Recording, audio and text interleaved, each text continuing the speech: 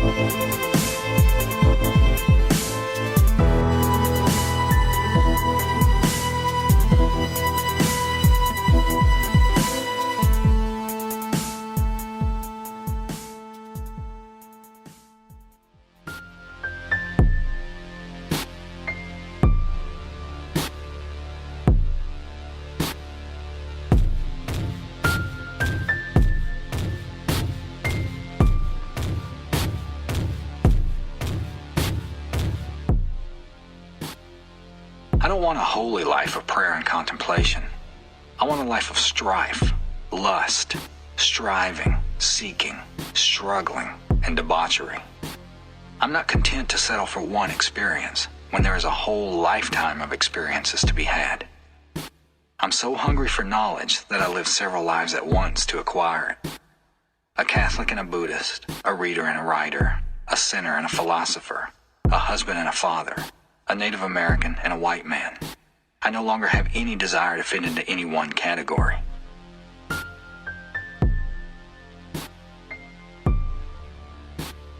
The canvas on the altar was also given to me.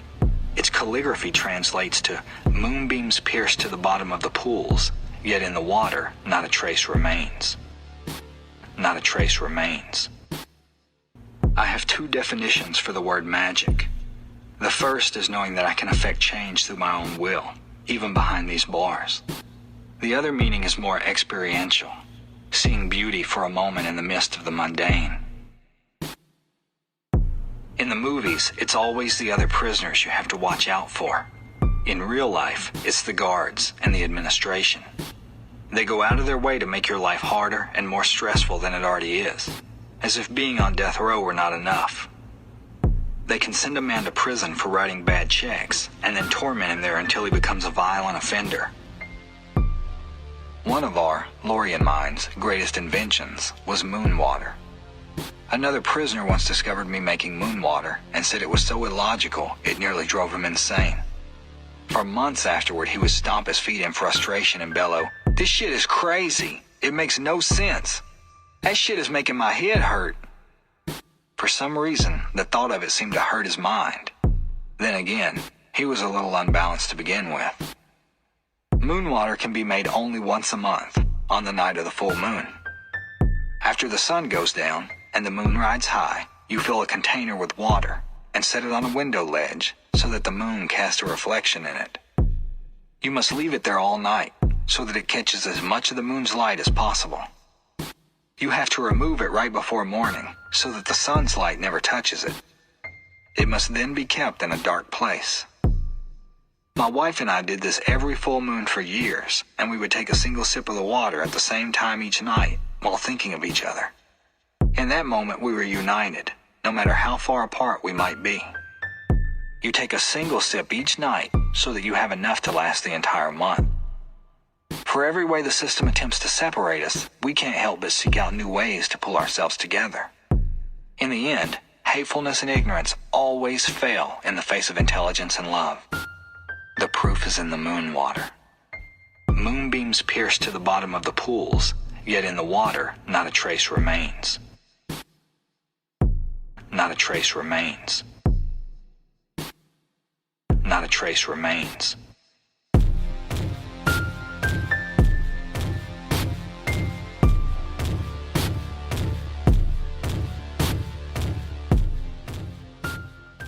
Welcome to True Crime Garage, wherever you are, whatever you are doing. Thanks for listening. I'm Nick, your host, and with me, the only state-certified death metal summer camp counselor, the Captain. Rock and roll! Hoochie-coo. Oh, I just blew out my vocal cords. It's good to see you, and it's good to be seen. Yeah, welcome to the after party. We are sitting here, staying up late. Garage is open. It's starting to cool down outside. Love these summertime nights. Well, we had to do a part 3 of this because it's just so huge, and I don't even think we're going to cover all the details anyways, but we're going to do our best. This would have to be like a 20-parter, and Yeah, Captain, if you weren't so long-winded, we would have been able to get through this in 2 episodes. I try to keep my mouth shut for these, but we want to put out another episode, 2 episodes in 1 week, as a thank you to all the support that we've got in Season 3, and the growing of the show, being in Rolling Stone magazine, everything that you guys do for the show. It's beautiful. We appreciate it, and we're trying to give you back as much as you give us. So thank you for joining us each week in the garage, and thank you to our good friends who signed up on the mailing list and joined the True Crime Garage Army. And I want to thank Wesley from San Diego, California, for his donation. Huge donation. Providing the beer and bringing the beer to the after party. It's very special. Thanks, He brought Wesley. the beer not just for us, but for everybody. He rolled in a keg. And if you want to support the show, just go to truecrimegarage.com. We have old episodes, bonus episodes. We sell t-shirts and stuff like that. So let's just get done with the business, and let's get right into part 3, West Memphis. Yes, this is episode 3. I recommend listening to them in order, but you're welcome to listen to them in any order you see fit. So if you want to start with this one, welcome to the after party. Where we left off, the police had just picked up Jessie Misskelley Jr. They had brought him to the police department, and they were going to interview him. Now, they're interested in him because he knows of some characters that they are interested in, Jason Baldwin and Damien Echols. Yeah, and this is a list that was put together by the juvenile officer, and he basically came up with a list of about 8 people that he would say that maybe would have something to do with these murders. And Jesse's interested in talking to the police because, 1, he seems to be a bit of a helpful character, and 2, he has recently found out that there is reward money, and if he knows anything about this case, he should tell them so that he could help him and his family receive that money. It's about 10 a.m. when they pick up Jessie Misskelley and take him to the police department. Now, this is approximately a month after the murders. So the heat is on for the police, and they need to solve this thing soon because there's panic. There's been 3 boys that started off missing. They were found dead. They were found terribly mutilated, and this crime needs to be solved. Yeah, the crime happened on May 5th, and now he's being interviewed on June the 3rd. So they have him, and they're talking to him. They're going to question him, and they ask him. One thing that I found interesting, Captain, is that they came up with the help of the FBI, they came up with a list of questions that they should ask people. Now, sometimes this is somebody that maybe they just knocked on their door, or maybe that's somebody that was of interest, and they brought them to the police department. But they tried to ask most of the people about the same questions. And first thing they want to know is, does he know anything about the murders, or has he heard anything about the murders? Well, Jesse would explain to them that he knew of the murders because he was on his way to work, and he had heard on the news he was going to go do a roofing job, and he had heard on the news that the boys were missing. So we can assume that this is May 6th. This is not May 5th because it's being reported in the news. Now, he says that same day he had come home, and when he was done with work, a friend of his had told him that the boys had been found. So we do know that this is May 6th because they were found in the afternoon that day. Right. Does he know anything about Damien Echols, or does he know anything about Jason Baldwin? And he says, yes, I know them. I know Jason Baldwin. He's a nice guy, and we've been friends from time to time, and I don't really know Damien Echols. I know who he is. I think he's kind of weird, but I know he's a good friend of Jason Baldwin's. And after they get talking to him for a while, they ask him if he would like to take a polygraph test. And he agrees to it. He says he would have no problem doing so.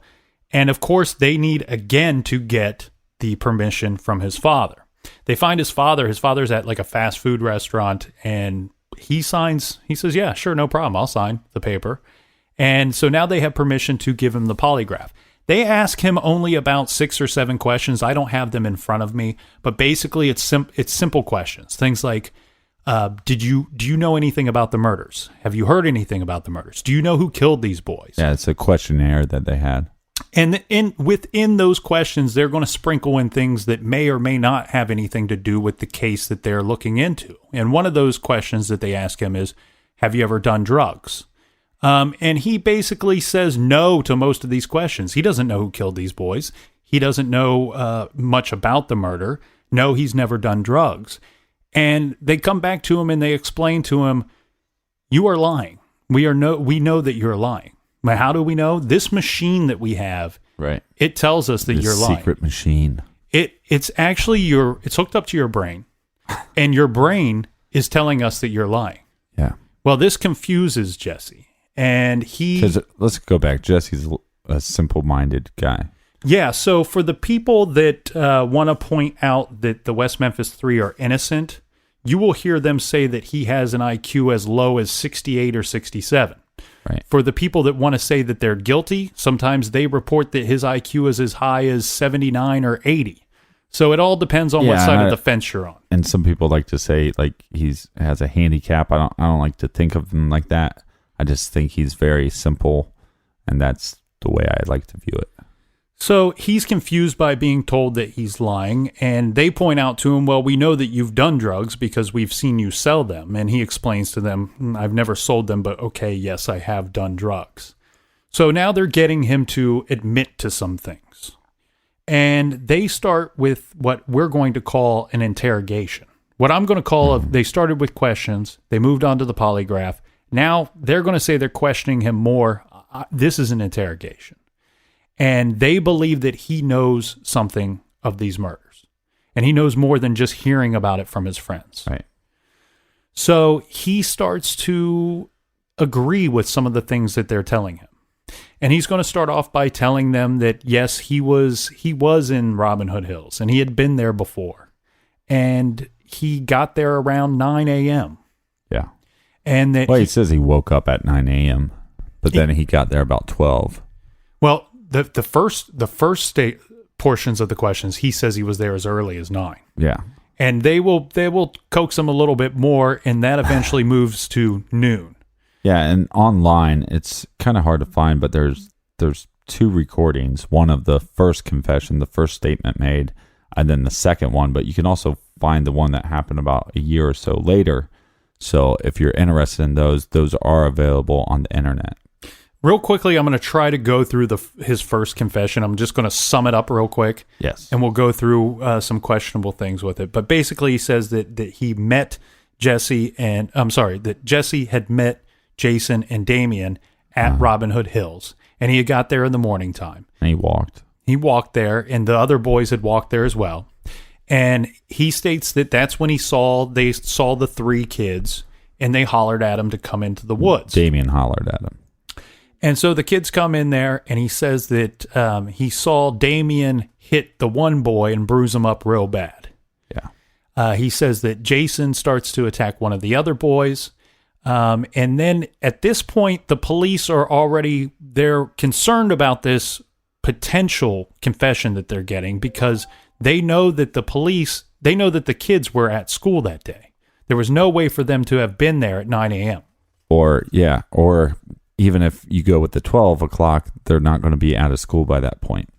And then Jesse then says, well, the boys skipped school. Yeah, well, he starts off by saying that he didn't go to school. Right. He said, I didn't go to school. And they go, well, yeah, but the boys were in school. And he goes, no, they skipped school. Right. And so they're walking him further down the road and further down on this confession. And he starts to get a little more elaborate with what he sees. Uh-huh. And he starts to say, they want to know if there was anything sexual going on. And he explains that Damien and Jason started screwing them and stuff, I believe is pretty much what he said. Yeah. And then basically what he's saying is that they were trying to. And then, he said, well, what do you mean by that? He said, well, that they pulled off their pants. So he was just assuming that they were going to try to screw the boys. And then he goes, well, what makes you so sure that is what Damien was going to do? And he's like, well, Damien had his pants unbuttoned. And at some point, it's a little unclear to me if it wasn't during the interrogation, but there's multiple interrogations, and there's different parts that are recorded of the confession.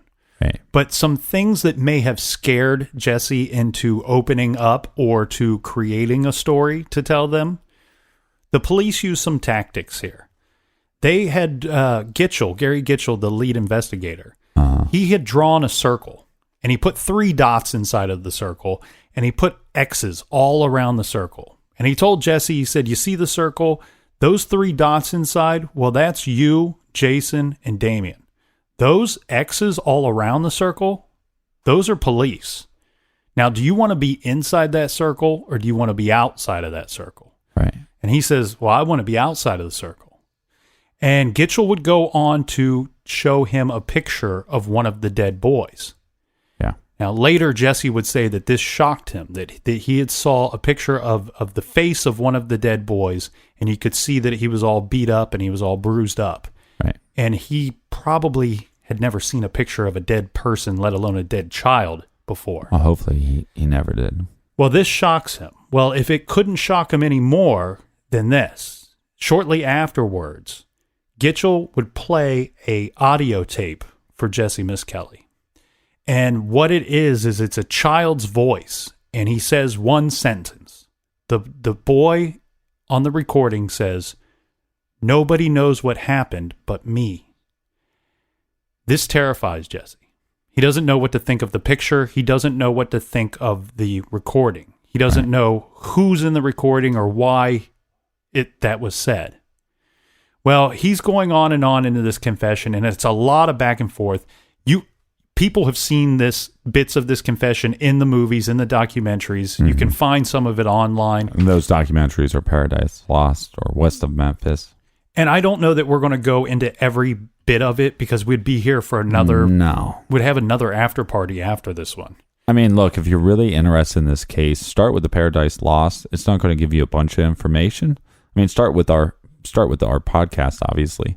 I'm actually pretty proud of what we've done so far with the first 2 parts with the facts that we're putting out. And but check out those documentaries, then the West of Memphis, and then you were telling me if you're really into this case, you want to check out Devil's Knot. Yeah, The Devil's Knot was a book that came out, I believe, it was definitely after the first Paradise Lost movie, and I believe before the second one. I actually think that the second Paradise Lost that starts to implicate maybe John Mark Byers as having been the perpetrator of this crime. The Devil's Knot hints around that quite a bit. Anybody that's read that knows what I'm talking about, and maybe Paradise Lost got that idea from the book. And then they recently made a movie called Devil's Knot, and I heard that they changed the screenplay a little bit because they wanted to have it match with the new evidence that has come out. But anyways, there's this confession, and it's very questionable. Now, to me, the first statement given sounds like my gut is telling me that he's telling the truth, but they're also leading him. And then all the information that, you just gave beforehand, it just makes you question, why is this kid confessing at all? Well, and when you say the first statement, what you're referring to is there's multiple recordings of the confessions. Right. And you're talking about the first confession that's recorded in its entirety. Sounds what? You said what? It sounds legitimate to me. Like my gut is telling me that he's telling the truth. That's my thought, but nothing else makes sense to me. Okay, well, as far as the confessions go, and I've listened to them in their entirety, and I know you have as well. And I will say, let's just go through some things that are of question. Okay, now these might be things that point towards his guilt, or things that might point towards him being innocent or that the police are leading or what have you. The first thing, the obvious thing that stands out in most people's mind is the times. Right. The time doesn't make any sense with the prosecution's timeline.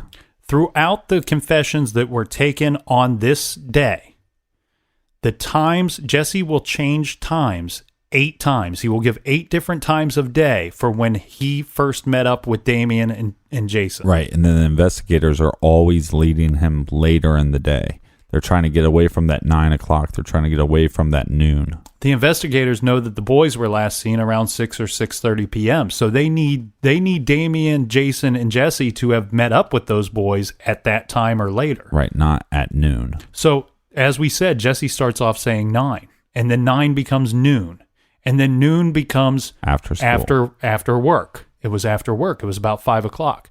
Well, Jesse, did you have your watch with you that day? No. Right. Well, then you might not know what time it was. You said it was 5 or 6. Now we're up to 6. And then later it becomes 7 or 8. Yeah, was it light or was it dark? And then Gitchell says, well, that sums it up, because Jesse says, well, it was getting dark, which right. we had reported in the first episode that the sun went down, moon came up about 7:41 that day. It's like my favorite line, or one of my favorite lines in a movie from Perks of Being a Wallflower. The main character asks his dad for a $50 bill. The dad says, $20? What do you need $10 for? It's like they did the same thing to him. It's like, was it 4 or 5? Was it, okay, so 5? Okay, was it dark? And then we just keep pushing it back. Well, real quick, this is how we got to 7 or 8 p.m. as far as Jesse's concerned. Once they had got to 5 o'clock, yeah, at some point the investigator says, now earlier you had told me it was more like 7 or 8. And there is no part on any of those tapes. Now, maybe this was a discussion that was off the tape, off the record, but there was no discussion that was being recorded where Jesse had said earlier that it was 7 or 8. Now, he's leading him up to 7 or 8, and exactly what you said. The police ask him, now, was it 7 or 8? And Jesse's response is not 7, it's not 8. He says, yeah, it was 7 or 8. Right. You pick. And not only that, you could pick either one and you'd still be considered guilty. There is no right answer unless you're the police. So we have the times there. The times are confusing. The times are a problem for the police department. And they're a problem for Jesse's confession. The other part is when they start talking about the boys being tied up. Now, the police want to know, how were these boys tied up? Well, Jesse says they were tied with rope, and that he, at no point does he ever indicate that he understands that the hands were tied to the ankles. Remember, we said that the right hand was tied to the right ankle and so on. Right. And he says that their hands were tied with rope. What color rope? It was brown rope, he says. Well, that's what color rope is. And well, this is a problem because we know that they were tied up with shoelaces. Yeah, and they weren't tied with their hands behind their back. So again, it's this weird thing where it's like, okay, so keep going. And not only that, Jesse explains that they couldn't have been tied hand to ankle because they were trying to run. The one boy had taken off running. Right. So they can't run when you're tied hand to ankle. And he's the one that went and got the boy and stopped him. So at some point, the police have to have him stop the confession, and he's going to have to go through it again because they weren't obviously tied with rope. We got to get that right on tape. We got to fix some things. So there's some other problems. Okay, so one thing that Jesse had said was that Jason and Damien had started screwing them and stuff, meaning the victims. Okay, well, here's the problem with that. We know how the boys were tied. Right. If they were going to be sodomizing the boys, it's probably close to impossible with how they were tied, without getting into specifics. He does talk about oral sex. He asked if anybody was having oral sex, and he does say that Damien and Jason were having sticking their fangs in their mouths of 2 of the boys. He said that they were holding them by the ears.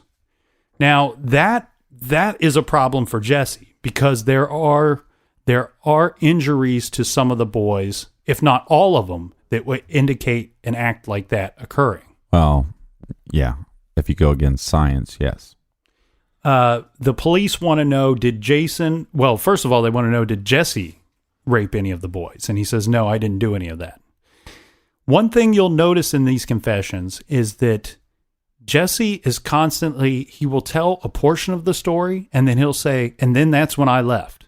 And then later they'll get him to tell more of a story. And then he always refers back to and then that's when I left. And then he'll tell a little bit more. And then that's when I left. He's constantly trying to get himself out of that, or this is the end of the story. Now, they want to know if any of here's some problems that they have with Jessie's story. When they're talking about the rape of the boys. Now, you will hear more than one time, Jessie will say that Damien raped Myers, and both of them raped Branches. Okay, so now he's starting to get the names of the victims wrong.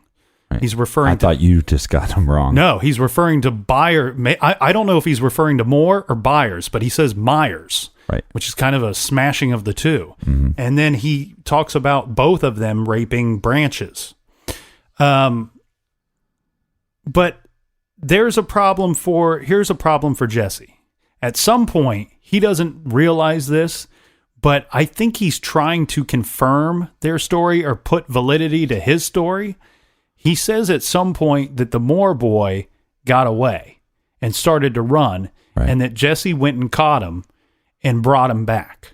Mm-hmm. Well, now he's just implicated himself, and he's gone from having witnessed a rape and murder to now being involved in the actual killing. Well, one, he's not doing anything to stop these attacks happening. But then when the one boy goes to get away, if it wasn't for him bringing him back, then that boy would have lived. Exactly. Based on Jessie's story. And not only that, maybe whatever was going on would have stopped because somebody got away. Anyway, he's now implicated himself. The police want to know if Jason or Damien went down on any of the boys. Now, why do they want to know this? Well, we went through some of the autopsy, and we're not going to go through it in its entirety because it's just too much to take. You can find it if you really want to read it. But one thing that I will point out for you is that there were abrasions, there were damages to Stevie Branch's penis. He had some bruising on it. And they wanted to know if somebody had gone down on any of the boys because this was something they would have expected. Something had to have happened for those bruises to occur. Yeah, and I mean, those bruises would also just be with any sexual abuse. Okay, so let's talk about something that he had said early in the get-go. He said, I'd seen Damien hit this one boy and bruise him up real bad. Okay, well, I do believe that this crime took a certain amount of time to occur. The way that the things that were done to these boys and the way that they were left in the woods, I believe that it would have taken a certain amount of time for this to occur. What I find strange is here, and I'm obviously no doctor, Captain. I'm just hanging out in the garage with you. No, you're not a doctor. But to say that he bruised him up real bad, you usually don't punch somebody or hit somebody and they bruise instantly. I don't know Jesse's definition of bruise, but it seemed my definition of bruise is usually something you see well after the fact. Yeah, but I don't know. I think if you hit somebody, I mean, they're going to get splotchy, red splotches and stuff. The other thing, they wanted to know who had a knife. Jesse, did you have a knife? No. Nope. Who had a knife? Did Damien have a knife? Nope.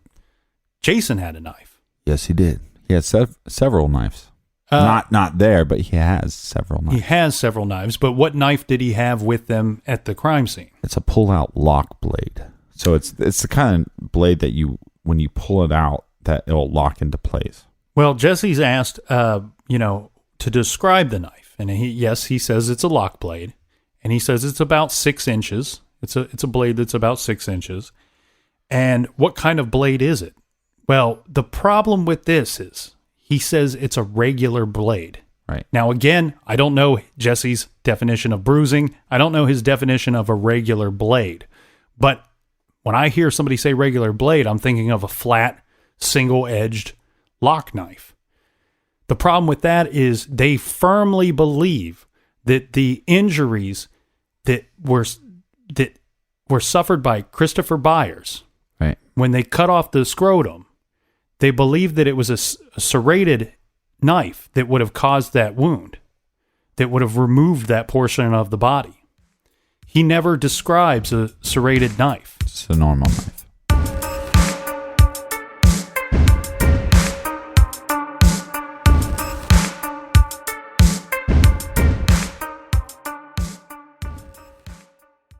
The evidence keeps pouring in. At this point, the facts are undeniable. It's an open and shut case. Monopoly Go is the most fun you can have in a mobile game. Everyone is still talking about Monopoly Go, for a good reason.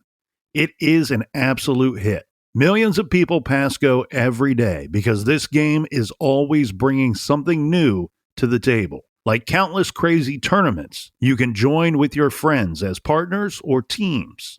Or timed events offering bonuses like massive multipliers or rent frenzies to help you get huge rewards. And there's so many rewards to discover. Rare stickers you can trade with friends to complete albums. Delightful emojis to taunt people with when you raid their riches. Unique playing pieces and so much more. The verdict is in. With Monopoly Go, there's something new to discover every time you play. So don't miss out. Go download it now free on the App Store and Google Play. Do you want to set your child up for success? Of course you do. That's why you need to check out IXL Learning today. IXL Learning is an online learning program for kids covering math, language arts, science, and social studies. IXL is designed to help them really understand and master topics in a fun way. It's powered by advanced algorithms. IXL gives the right help to each kid no matter the age or personality. There's one site for all kids in your home pre-K to 12th grade. Kids could use it at home on their computer or on an app on your phone or a tablet. No more grading those worksheets. IXL grades everything for you. 1 in 4 students in the U.S. are learning with IXL. IXL is used in 95 of the top 100 school districts in the U.S. I love recommending IXL Learning. Kids can learn at home or on the go. And all my friends and family that are using it absolutely love it because it's so easy to set up and so easy to use. And even the kids that I've recommended it to their parents have told me, hey, Captain, thank you. I was having problems in math and my parents couldn't help me, but IXL could. Do you want to get your kids back on track or do you just want to get your kids ahead? Do so with IXL Learning. Make an impact on your child's learning. Get IXL now. And True Crime Garage listeners get an exclusive 20% off IXL membership when you sign up today at IXL.com/garage. Visit IXL.com/garage to get the most effective learning program out there at the best price. Check out IXL.com/garage today. Warmer, sunnier days are calling. Fuel up for them with Factor's no prep, no mess meals. Meet your wellness goals in time for summer thanks to the menu of chef-crafted meals with options like Calorie Smart, Protein Plus, and Keto. Factor's fresh, never frozen meals are dietitian approved and ready to eat in just 2 minutes. So no matter how busy you are, you'll always have time to enjoy nutritious, great tasting meals. With 35 different meals and more than 60 add-ons to choose from every week, you'll always have new flavors to explore. Crush your wellness goals this May with dietitian approved meals and ingredients that you can trust. Make your day delicious. From breakfast to dessert, stay fueled with easy, nutritious options. Treat yourself to restaurant-quality meals that feature premium ingredients like filet mignon, shrimp, and blackened salmon. I am new to Factor, and I have been loving every minute of it. I have a problem, and it's called lunch. Some days I need to pack a lunch, and some days I work from home. Whether I'm at home or whether I'm on the go, Factor is fueling my lunch from now on. Head to factormeals.com/truecrimegarage50 and use code truecrimegarage50 to get 50% off your first box, plus 20% off your next month. That's code truecrimegarage50 at factormeals.com/truecrimegarage50 to get 50% off your first box, plus 20% off your next month while your subscription is active.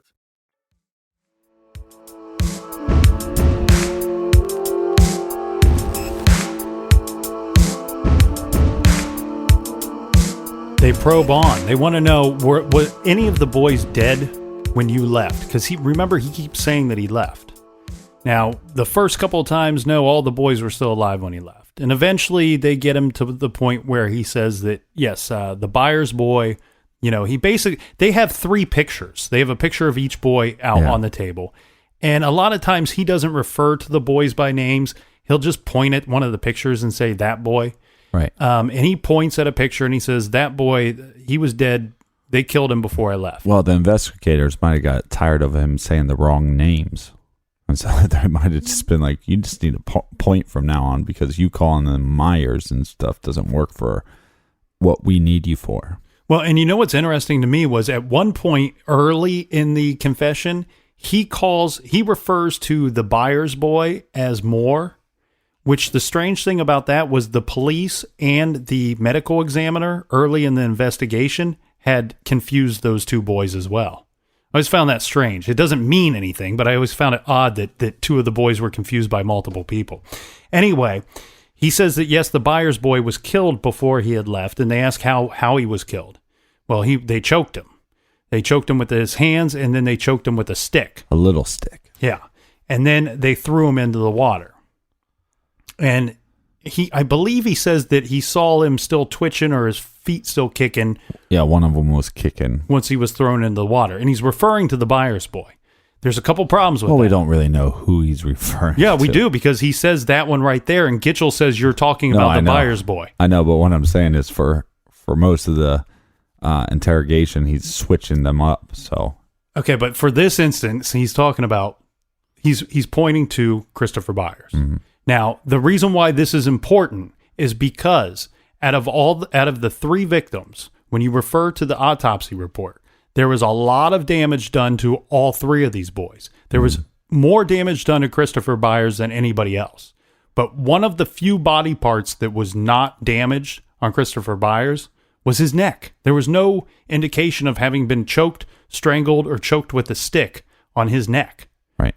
And furthermore, he didn't drown. He was the only boy out of the 3 that didn't have water in his lungs.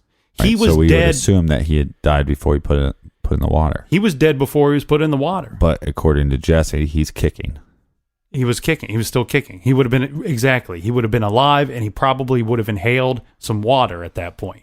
Yeah. According to the autopsy report, Christopher Byers died from multiple injuries and had bled out. Which makes me really feel bad about my gut instincts when I think about what my gut was telling me when I first heard the first interview with him. Now, some things that don't work out well for Jesse, in my opinion, is he's asked, how did they keep the boys quiet? And he says, well, they held their hands over their mouths. And then at some point he says that they stuffed their shirts into their mouths. Well, this is interesting to me because it's not something that I've heard anywhere else. And it wasn't a question that they were specifically asking him, did you put a shirt in their mouth? Right. There were other points in this confession where he's clearly being led, but once in a while he's offering up information without having been led to this answer. And this is one of these. Do we have any proof that they had shirts on their? It could be something he saw in a movie. No, you're exactly right. But what I'm getting at is the people that point out over and over again that the West Memphis 3 are innocent, they will constantly say that, he was being led on every single question. He wasn't. No. Some of the stuff he was coming up with on his own, whether he had seen it or whether he was making it up at that point.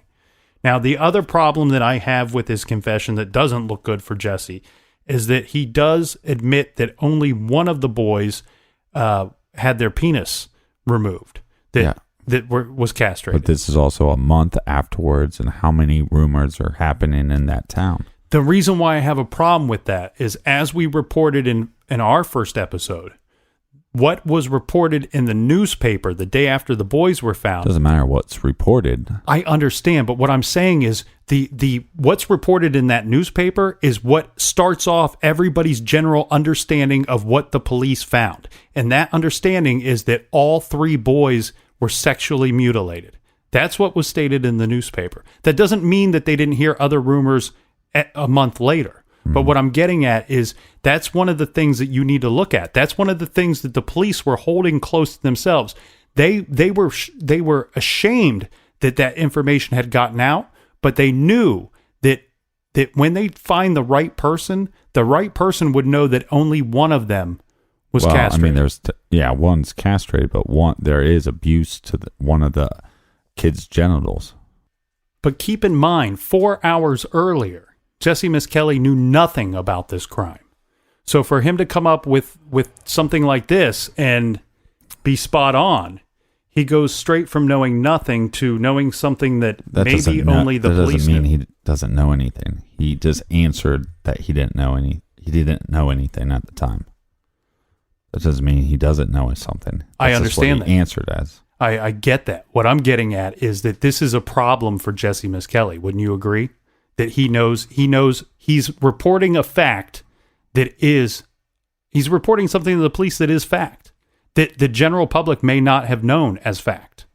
After this confession, is there anything else that you want to touch on in the confession, Captain? No. Okay, so after the confession, the other boys are promptly arrested. And now charges are being filed against all 3 of them. Mm-hmm. And we're not going to go through all the details of the arrest and how this all went down, but you can imagine what's going on. And most of you out there have seen the Paradise Lost movies or the West of Memphis movies. And this doesn't go down like, normal situations. They're not giving people the right to call home right away. Jason Baldwin's parents don't even know where he's at for a while. So it's kind of going down a little funny. They're arrested at night, and according to Arkansas law, they're not really supposed to issue a warrant for arrest for a nighttime process. And that has to have special circumstances. And those circumstances would be that you would think that the perpetrators would flee, that you would think that they would try to destroy evidence, or that they could conspire together to form a story or create a story of innocence. And you don't think this gives them enough reason to arrest them at night? No. And a reason why is this was a month later. If you're worried about evidence being destroyed, well, it's been a month. If you're worried about them coming up with a good story... Well, it doesn't matter, though, because, within that last month, if you're Damien Echols and you're Jason Baldwin, your buddy that was with you, he's not being put into question. You don't think it would get around town? Oh, they got Jessie Misskelley in there and they're questioning him. And if you heard that and you were involved in this, wouldn't that give you some time to start getting rid of stuff? One of the boys was a minor. The other 18-year-old, the adult, never had a driver's license or a vehicle. Jason Baldwin was 16. Yeah. Jessie Misskelley was 17. Right, but there's not probable cause to believe that the 2 of them have the ability to flee. And furthermore, any general intelligence would tell you that they've already had the opportunity to destroy evidence, and they've already had the opportunity to conspire to come up with a good story. Well, I get that, but also if these boys were involved, they brutally murdered 3 kids. So the public's at risk. I'm not saying that it shouldn't have happened. I'm just saying that it's not normal. It's abnormal for them to issue a warrant for arrest for an evening for the nighttime. I agree with that. I'm just saying that if I'm the cops and I find out through a confession or whatever that somebody murdered kids, I'm going to go pick them up as quick as I can. Yeah, you have to get a judge out of bed or away from dinner that night to come in and issue the warrant, and then you go and you apprehend the one child and then the man. The other thing here is one thing we should point out that goes against this. This is bad for the police. They did spend about 12 hours that day with Jessie Misskelley. Mm-hmm. Only 41 minutes of that time ended up on tape or being recorded. Yeah, that's not good. That's not good for the police. The bad thing for the people that believe that the West Memphis 3 are innocent would be, a lot of people point out, well, they interrogated him for 12 hours. Well, that's not really the case. They picked him up at 10 a.m. and by 2 p.m. he was spitting out a confession. Right. I don't really love the tactics of showing the picture of the dead boy. Maybe that's general procedure. I don't know. But the strange voice of the boy saying, "I'm the only one that knows what happened," seems There's a lot of questionable things. Seems odd to me. They were definitely fishing. Well, they've got the boys. They've got them arrested. The West Memphis Three: Damien Echols, Jason Baldwin, Jessie Misskelley. Now they've got to try these guys, right? So it's decided that they're all going to be tried as adults, and they're going to have 2 separate trials. Which is complete bullshit for Jason Baldwin being 16. Yeah. I've always thought actually that probably Jessie and Jason could have been charged as youths. Yeah, well, Jessie definitely just mentally. Yeah, anybody that would have taken some time, or if they would have evaluated him further. That would be the logical thing to do. What they decided to do, they're going to try Jessie Misskelley by himself because there's a certain law, and I don't know which it is, but unless he's willing to implicate the other 2 that he's confessing about, then he has to be tried separately. So first of all, they have Jessie's trial. Okay. Now, and this is covered in Paradise Lost 1. Yeah, they do. They spend a lot of time covering his case. And you can see him. It's strange, you see him. He doesn't ever really look at the jury. He doesn't look at the. Well, his lawyers tell him to keep his head down, so he just looks down at the ground the whole time. And they later on they wanted to get a public opinion on his what they thought of how he carried himself in court. Because going into this, he was looked at as kind of a local badass, as somebody that, as a boy that liked to get in fights. Because he wants to be a wrestler. Yeah, he was kind of a tough kid. And a lot of people were shocked when he showed up to court. And he's, like you said, he's only like 5 foot tall. And they see this very small, kind of meek-looking person. 5'1" or something like that. Yeah, and he gets there, and he spends the entire trial staring at his shoes. Mm-hmm. He doesn't look up at anybody. As you said, the lawyer told him to do that. Public opinion was kind of on the fence about that. While some of the people thought that it made it look like he was scared and intimidated, which made him look almost innocent. Other people thought that it made him look disinterested or, kind of disassociated with what was going on. I believe Jessie was scared, though. Oh, I think he definitely was scared, 100%. He's locked away. He just wants to go home to be with his family. There's a lot of talk about how he had a lot of issues, separation anxiety from his mother when he was younger. So can you imagine what's going through his head now? He's in jail with no family. Yeah, and there's some problems going on too outside of the court. His defense attorney, Stedham, is having problems with Jessie when he's trying to put together the case. Why? Because Jessie is when Jessie's father is around, Jesse's innocent. He pleads that he's innocent. When his father leaves, he's telling his attorney that he's guilty, and he continues to confess to his attorney. What ends up occurring, we're going to make this shorter than it should be, but what ends up occurring is that the attorney figures out that Jessie doesn't understand that the defense attorney works for Jessie. Right, that he's trying to help him out. Exactly. He figures out that Jessie thinks that the attorney's just another detective, that he's a cop. And so he's treating him... And in all fairness, he kind of looks like a cop. He had the beard and the... Exactly. He looks similar to most of the detectives that Jessie probably spoke with. At some point, and I think you had told me that it was through Jessie's father, that Jessie's father pointed out to Junior that this guy works for you, that he's on your side. We're all on your side here, and you need to tell the truth. Yeah, well, I think this, there was a bunch of stuff going back and forth. But even his mom, was trying to tell him, look, these people are here to help you. Jessie ends up being convicted. And he's convicted, and he's sentenced to life in prison plus 40 years. Right. And so after you're dead, they just leave you in prison for 40 years. Yeah. And then they figure it out 40 years from now. Yeah. But the reason for that... I hate to be that... That's my cellmate. Do you know the reason for that sentence? No. So he received the life... off for the one murder and then 20 for each of the victims. Because one of the boys, he said he caught and brought back, and that was Michael Moore. So he received a life sentence for the death of Michael Moore, plus 20 years for Stevie Branch, plus 20 years for Christopher Byers. Now, January of 1994, there is a knife that is presented to the police. It's not presented. It's mailed to the police. I believe they FedExed it to them. So what knife is this? This is the knife that John Mark Byers gave to some of the people. Oh, I thought you were talking about a different knife. Yeah, there's lots of knives in this case.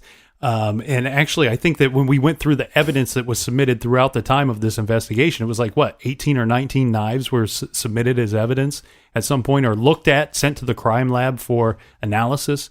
And one of those knives was a knife that was given to the people that were recording and videotaping one of the Paradise Lost movies. One of the cameramen. Yeah, and it was around Christmas time, and John Mark Byers had gifted them a knife.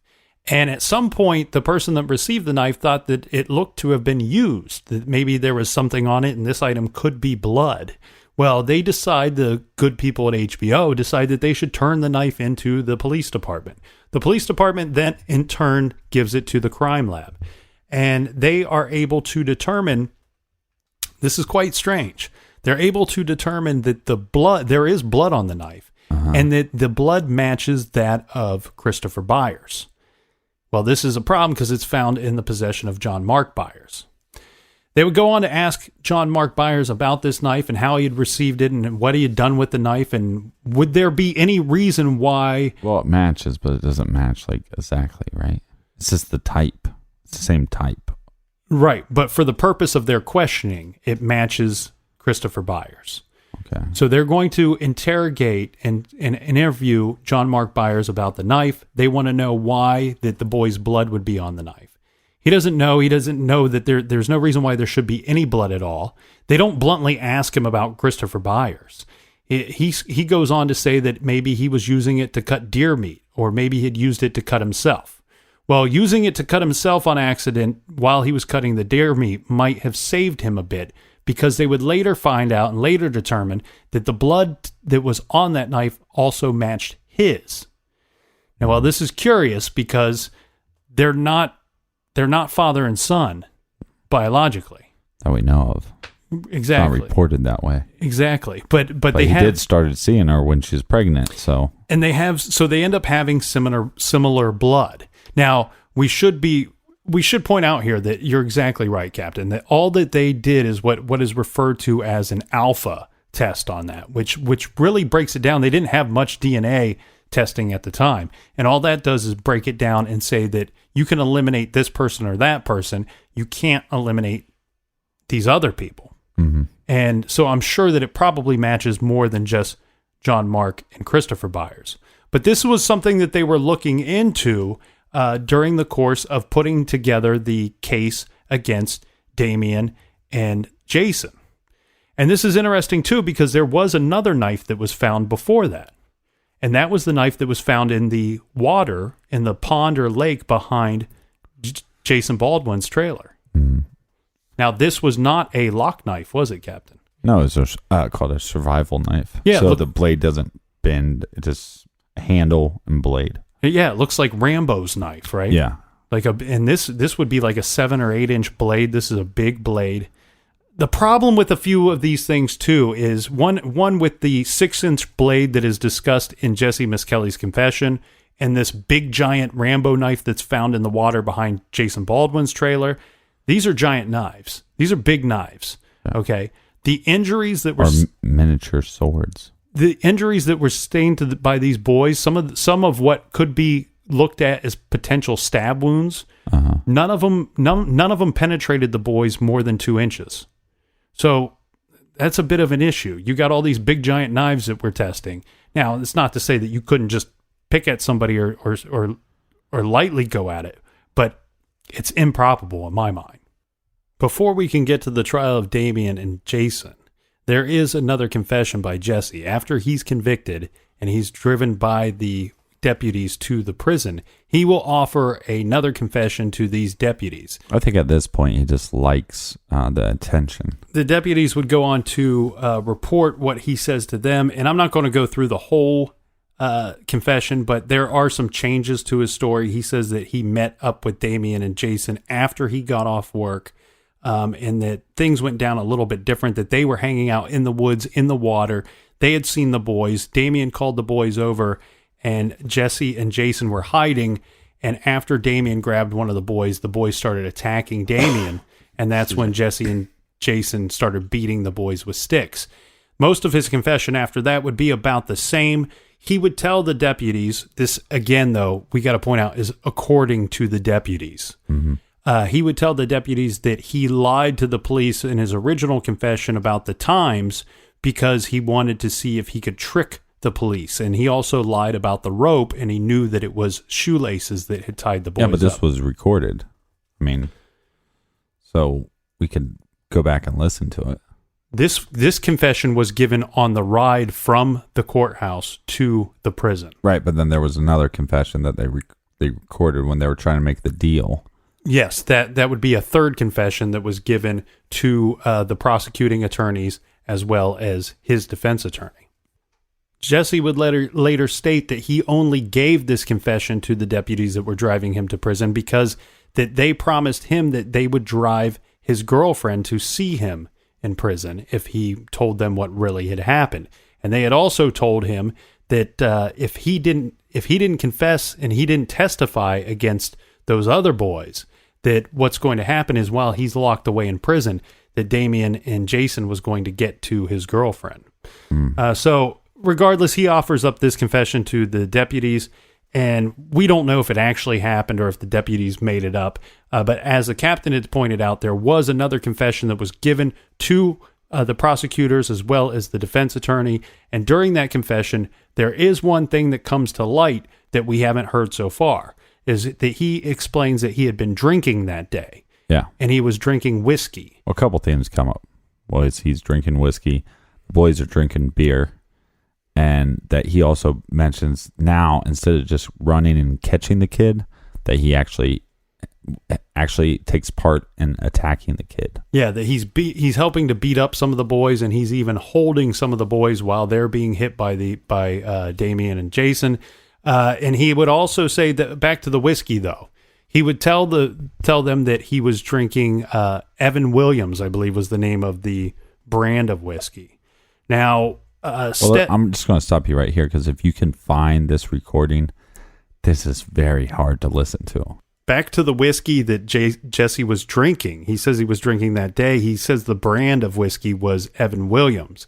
And now remember Vicky Hutchinson, she would go on to say that she had gave that bottle to Jessie because he had helped her with something to pay him back. And he says that after he left the scene of the crime, that he was walking home and that he had thrown the bottle at an overpass or near an overpass and had broken this on the side of the overpass there. And Stedham, his defense attorney, refused to believe that Jessie was guilty. And the prosecutors and the investigators were trying to convince the defense attorney that he was in fact guilty. Right. And so what they did was they went with Stedham to go find this broken bottle. And they were able to recover at that very overpass that Jessie had mentioned. They were able to recover the neck of a Evan Williams whiskey bottle. Weird. That is weird. The big problem with that is, remember we had said earlier that interstate is one of the most traveled freeways in the United States. And they find this bottleneck about a year after the crime had taken place. A year after the time that he said he had thrown it. Now, Evan Williams is not a terribly uncommon bottle of whiskey. Mm-hmm. I mean, it's well known, and it's probably better known in that area. We should try to drink more whiskey on the show. It'd be fun. We'd have a lot of fun on those episodes. Well, we've got to talk about the second trial. And the big thing that comes out in the second trial just beforehand, I believe, a bunch of nonsense. The day before, Jessie says, I'm not going to testify against Damien and Jason. Right. Now, we got to be clear here, because Jessie was offered a deal.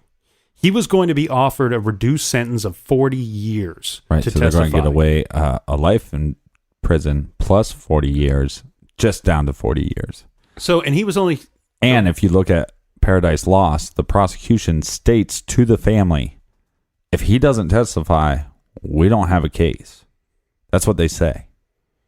And a lot of people would point out, let's think real quick, because I believe Jesse would have been 18 by this time. So he would have been 58 after he served 40 years. He would probably get out and be alive, or he could, after good behavior or whatever, might get even more reduced after that point. But regardless, he doesn't take the deal. A lot of people would point out that this points towards their innocence. And I would point out that no, this is probably just a tactic of legality. That his defense attorney is going to tell him, this is what I would tell my client. Look, for you to be guilty, if they have nothing on Damien or Jason other than your confession, then they can't convict those two guys. And as soon as those two guys get off, then guess what? We're putting into the appeal process your case. And if you go and testify against them, it's going to make it much harder for us to appeal your case later. Right. So he's not really, to me, it doesn't present innocence by not testifying against those guys. But I will go further to say that it also does not present that he's guilty either. Right. Let's talk about the evidence that they do have, right, Captain? We no longer have this confession. And this is what they've based the whole arrest off of when they went and picked up Damien and Jason. So we have no confession now. So what evidence do we have? Well, let's point at Damien first. Okay, so there are some people that say that they had heard or overheard him saying that he was involved in the case. He would come out many, many years later and kind of explain this. And one thing I want to point out, I think he's kind of spot on with his explanation of this.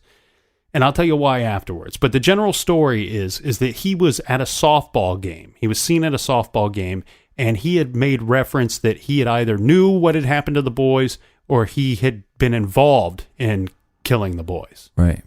And the reason that he says that this came about was when he went to the softball game, people started kind of pointing at him and looking at him, and he could hear them talking about, oh, there he is. That's the guy that's the weirdo that killed those kids. That's he's a Satanist, and he's got an occult, and his cult killed those boys.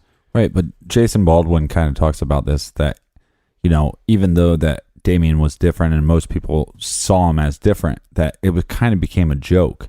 Like, Damien liked to pack his lunch, so, which is not a weird thing. He just didn't like school lunch.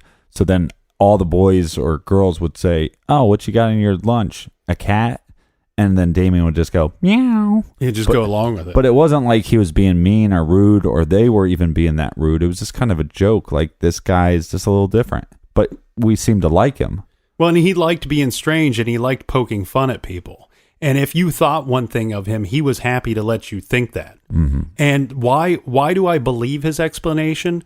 This goes back to that Polaroid picture that was taken of him, that police were going around and they were showing this to people and asking if they knew if he was in a cult or if he was a Satanist or if he was involved in the murder of these boys. Right. You show that enough people, now you're like a celebrity in your small little town. Yeah. You're putting a face and a name to the crime, and people know nothing about this crime. And at some point, they start talking amongst themselves, well, he must be involved because the police showed me a picture and said his name. So I absolutely believe that the people at the softball game said that about him, and I bet you he retaliated with something that he probably shouldn't have said. They gave him just enough rope, and he hung himself. Well, so what other evidence do we have regarding Damien? Well, there was the knife that was found in the Lakeshore trailer park. Pond or lake. Yeah, but that knife was thrown there a year before the murders even took place. That's what they would end up figuring out, but they would still present this as potential evidence in the case. Mm-hmm. Now, again, I don't believe there's no reason to believe that knife was involved in this case. And furthermore, according to Jessie Misskelley's, every single one of his confessions, the knife was Jason's. It belonged to Jason. Jason brought the knife. Jason was the one that used the knife most of the time during the murders. However, nobody at no point had ever said that that knife that Jessie described did not match the one that was found in the water. Right. Now, what did it match? It matched a knife. Rambo. It matched Rambo's knife, and it also matched a knife that several people had pointed out that Damien was known to have possessed or carried at one point. Right, and based on Jesse's confession, Damien didn't use a knife. But again, it doesn't matter if I have a Rambo knife or not, because that's not the knife that was used in the confession, and it was probably not the knife that was used in the crime at all. They do a lot of hearsay stuff. I mean, when they have him read these quotes from one of his journals or one of his folders, and he's quoting, like he's writing down quotes from William Shakespeare and Metallica. And what's so wrong about that? Like what? That's not evidence of anything. I wrote down plenty of Metallica quotes when I was in high school. Well, I don't think you call them quotes though. They're lyrics. Well, yeah. But anyways, the point is that, that's something that, Damien seems like a guy that's constantly searching for knowledge. So I think it started way back then, even though he was a shitty student. But they used that against him in this trial, but it's not evidence. It's just speculation or hearsay. There was eyewitness testimony against Damien. Somebody had seen Damien near the scene of the crime on May 5th. Now, who was that? That was his girlfriend. That was her aunt that had seen him. The problem with this eyewitness testimony was that she never says that she sees Damien with Jason or with Jessie. Mm-hmm. She sees Damien with her niece, Domini. Mm-hmm. Well, that's a little strange because at no point in Jessie Misskelley's confession is Domini ever present. So is this evidence, or is this just something that might point to him being innocent, of mistaken identity? I believe that the aunt would be able to easily identify the two kids, Domini and Damien. But did she just get the wrong day? Did she just get? Yeah, it could have been any day. What was Damien's alibi for that night? It was there's a bunch of different versions, but I think the one that they settle on is that he was talking to some girls on the phone. Yeah, there's a few things to back up his alibi for that evening. He was with Jason, and they had gone to Jason's uncle's house to cut the grass. Yeah. Well, this is confirmed by Jason. It's also confirmed by Jason's uncle. Now, this would have taken place well before the boys had disappeared, though, because Damien had said that at some point either his father or his mother had come and picked them up and taken him home. On the way home, they stopped and they completed several errands before they got home. He says that he believes that he was picked up probably about 5:30 from Jason's uncle's house. Now, one thing that kind of goes along with his story, though, is, remember, they're running errands. Well, one of the errands is Damien had been to several mental hospitals. He was being treated for depression. Right. So he had a prescription that needed to be picked up. Right. Now, we can't And a say... fever for some cowbell. We can't say with certainty that Damien was the person that picked up that prescription. Mm-hmm. However, the pharmacy did provide proof that prescription was picked up that evening. Yeah, that's close enough. And Damien had said that they had stopped on the way home to pick up this prescription. This was one of the errands that they were running. And this also goes with his mother's story and his father's story as well. Yeah, it also kind of goes with Jason's story as well, too. Yep, and you're exactly right. Once Damien got home, he said he spent the evening at home on the phone with two girls from Memphis, Tennessee. Playa. Well, and the girls from Memphis, Tennessee would say, yes, we spoke to Damien that evening. What's another thing against Damien? Well, there were some fibers that were found at the crime scene. There was a red fiber and there was a green fiber. Now, police would be able to, they searched all of the suspects' homes and trailers. And during the search, they were able to come up with a fiber that matched the green fiber that was found at the crime scene. They found this fiber in Damien's trailer. Right. However, there is a side note there. It was, I don't know what the fiber was from. They don't specifically list what the fiber was from. Mm. However, it was mentioned that this would not be an article of clothing that would have been worn by Damien. That this had come from some kind of green shirt. Right. What I'm getting at is it may not have been a man's shirt. It may not have been a shirt that would have fit him. At the time, he was waiting on a child to be born. Maybe it was a piece of child's clothing. So for whatever reason, they don't specifically say where that fiber came from. Now, they do say the fiber matched. However, the defense would point out that you could walk into any Walmart and find a green fiber that would match that fiber that was found. Yeah, or possible you could walk into any of the victims' homes and probably find a fiber that would match that. Well, that leads us to the red fiber, right? So there was a red fiber that was found, and when they searched Jason Baldwin's trailer, they found a red fiber that matched that fiber. Right. Again, this was from an article of clothing that would probably not have been worn by Jason Baldwin. Do you know what they found that red fiber from? It was a red woman's bathrobe. It was his mother's bathrobe. So unless he wore his mom's bathrobe down to... I mean, it could transfer. Right. These things can transfer. You're exactly right, Captain. However, I mean, it's not super likely. And again, this red fiber was, again, another fiber that you could find anything in Walmart or go to the 3 victims' homes and try to find that same fiber. See, I'd have more weight on that if they could tell me, oh, yeah, we went to the victims' houses and we couldn't find a match to this. The thing about Jason Baldwin is, other than Jessie Misskelley's confession and that red fiber, they had nothing linking Jason Baldwin to this crime. Right, and that's why they tried them together. They tried them together, and the thing is, I think guilt by association. If you would have tried Jason Baldwin by himself without that confession, I don't know how you would get a guilty. I don't know how you get a guilty verdict. No. Well, I don't know how they got a guilty verdict anyways, other than what came out later. Do you want to talk about that? Of course, but real quick, they are both convicted. They are both found guilty, and Damien Echols receives the death penalty, and Jason Baldwin receives life imprisonment. After the trial, the movies start to come out. We have documentaries coming out. We talked about the Paradise Lost movies. We talked about the West of Memphis documentary. There's these books coming out. Well, but after the Paradise Lost documentaries come out, it goes from a witch hunt to, hey, maybe these guys are not guilty of this crime, and a bunch of celebrities start getting involved. People like Johnny Depp, Eddie Vedder, the Dixie Chicks, and they start raising money for their defense. Now, it's reported, and here's what I hate about this report, 10 to 20 million. That's a big difference to me. So either way, it was a lot of money that was raised. Am I crazy, or does Eddie Vedder keep popping up in all of our, like every other case we cover, he's involved eventually somehow. Eddie will be on our show. I mean, he was in the Brian Schaefer case, and now he's in this one. Yeah. Maybe he's just a true crime fan. Eddie, thanks for listening. Thanks for listening. I believe Marilyn Manson was involved too, and you also had, who was the Black Flag guy? I don't know if Henry Rollins.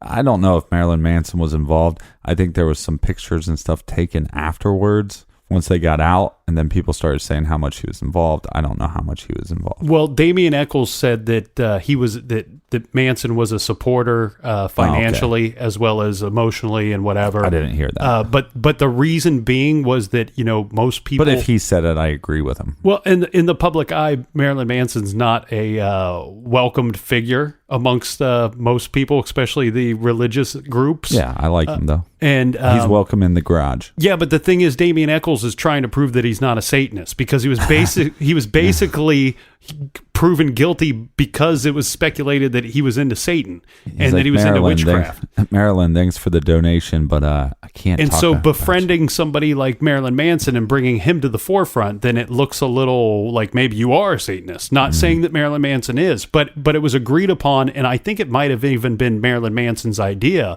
was that, how about I support you from behind the scenes, because me being involved might look bad for you. Yeah. Totally makes a lot of sense. So these guys get involved.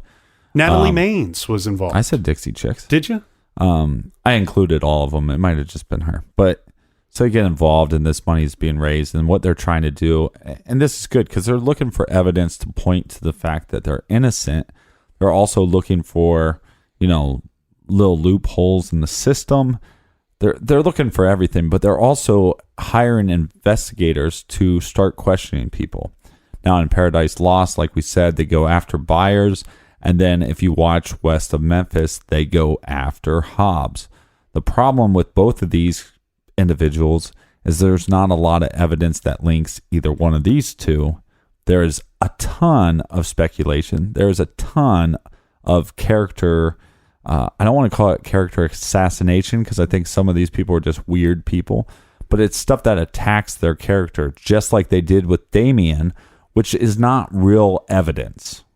You're exactly right. Exactly what they did to Damien and Jason and Jessie. Other than the confession of Jessie. Right. But what happened to Jason and Damien, is exactly what happened to Mark Byers and then Terry Hobbs. And first of all, what did they have against Mark Byers? Okay, they point out that he has times of the evening that he's unaccounted for. Well, but he talked to the police officers so much that night. I mean, he was around police officers a lot. He had a lot of communication with police officers. He's asking police officers, what should I do? Because I don't know what to do in this point. Not only is he around police officers, but we just went through his timeline. There's not enough time for him to have committed this crime and to hide the bodies the way that they were hid. He was around other people almost that entire evening. Yeah, he might have had 10 minutes here or 5 minutes there by himself, right, but that's not the amount of time that it would have taken to conceal these bodies. Now, they go after him because of a few different things. Well, there's a bite mark on Stevie Branch's face. They think it might be a bite mark. It originally came out as a belt, like buckle mark. They thought it was a belt buckle mark. And when I read the autopsy and from the testimony of the medical examiner's office in both of the trials, there was more than just that. There was not only a belt mark on one of the kids, or what could have been a belt mark on one of the kids, but there was also definitely a bite, or could be a bite, on Stevie Branch's face. But they actually believed that there was more than one bite on his face. There was always this one bite that was talked about. There was believed that there was multiple attacks to the face, and several of them looked like they could have been bites. That's crazy. Now, one thing that made Byers look guilty was he had his teeth removed, or he had lost his teeth. Right. And we're uncertain about how he lost his teeth or why he didn't have teeth or whatever. People claim that because he replaced his teeth, that was to hide his guilt. Well, then also the bite mark, there is a bunch of stuff online. Terry Hobbs has partials. He had partials at the time. So partials are where they like make kind of dentures, but they connect to other teeth. And if you look at the imprint, that it matches Hobbs. Now, I've looked at them. It looks pretty convincing. The other problem is we have to bring into the snapping turtle thing. There was marks on the ears, nose, mouth, possibly face, and those might be consistent with post-mortem bites by the snapping turtles. Now, I should point out here, though, that I don't think that regardless if this was injuries that were post-mortem by snapping turtles, or if they were marks or bite marks or damage done to the face or bodies of the boys while they were still alive, I don't really think that snapping turtles being involved points to anybody being innocent. No. The only thing that it might point to is the damage that was done to Christopher Byers, where they had said that the removement of the castration would be something that would be done in a satanic ritual. So that would be the only thing that might link to somebody being innocent. People also want to point out that Mark Byers had moments where he was violent before the boys were killed. He had an instance where he had attacked his first wife, and that was on police record. She said that he had threatened to kill her and that he was attacking her with a stun gun, with like a zapper. And that was a police record. Interesting choice of weapons. Yeah, and that he had been violent afterwards. I'll take the knife. I'll take the stun gun. And then his wife dies a mysterious death. Yeah, and he says that that she died in bed with him, and people have always wondered about that as well. I don't find anything there. I don't see anything there. If there was something there, the police would have dove into that a little more. And I don't think that if you review his history and Melissa Byers' history, they're not the most healthy people. Mm-hmm. And what I mean by that is at one point, Melissa had been using like heroin or some kind of strong drug. And they were both known to be on and off of pills and maybe cocaine from time to time. So they had a history of living hard, let's say. And so it doesn't surprise me that she didn't live to be super old. So, I mean, there's definitely some weird stuff with Byers, but nothing that really points to him directly. No, because here's the thing. I don't care if somebody was, it's not a good thing to ever be violent, but I don't care if somebody has a record of being violent in the past or in the future. All that matters is, was he violent that day? Was he violent? Was he homicidal that day? And the problem that I have with that is, yes, he's a strange bird, man. There's no arguing that. And is he weird? Did he fail a polygraph test? Yes. Did he pass a polygraph test? Yes. Did he submit everything that they asked him to submit? Yes. He submitted blood, hair, fingerprints. They didn't find anything of his ever at the crime scene. And furthermore, we just went through a timeline in episode 2 that does not allow a window of time to do any of these deeds. Also, like you said, he has to be homicidal that day. And so then he would have to talk to police officers multiple times and to cover up that. He spoke to the police more than anybody else during the search for these boys. And not only was he the first to call police, he had spoken to several police officers when he was out searching for his boy. And not only that, he came home at 11 or 12 o'clock at night and called the sheriff's department and complained that they weren't doing everything that they could do to find his son and the other boys. Right. And if you're guilty of it, you don't want to go, hey, cops, we need more cops. And furthermore, he was when they said that they were going to investigate the families, people that knew the boys, people that didn't know the boys, in either a gang or a cult. The one person out of all the families that they investigated and talked to more than anybody else was John Mark Byers. He spoke to them often, willingly and often. Well, he likes to talk. Okay, so what about the people that may or may not have known the boys? Well, this would be some of the miscellaneous people that the police had spoken to. Mr. Bojangles. Yeah, so we got the problem with the Bojangles restaurant. So yeah, real quickly, the guy goes into the women's restroom. He's bloody. He's muddy. He leaves some evidence behind. They collect it, and then they lose the evidence. They conveniently lose the evidence, and nothing's known about this guy. And unfortunately, before Regina Meeks can arrive, this person has already wandered off, according to the manager. I think there's something there, because there's something about the timing of that. She arrives about 8:30 to go talk to the restaurant manager, which is a strange time for me because I don't know. The boys are last seen about 6:30. It's starting to get dark around that time. Mm-hmm. It's a window of about 2 hours. Yeah, and nobody knows who this person is. He's not identified. And there was an African American hair found at the scene.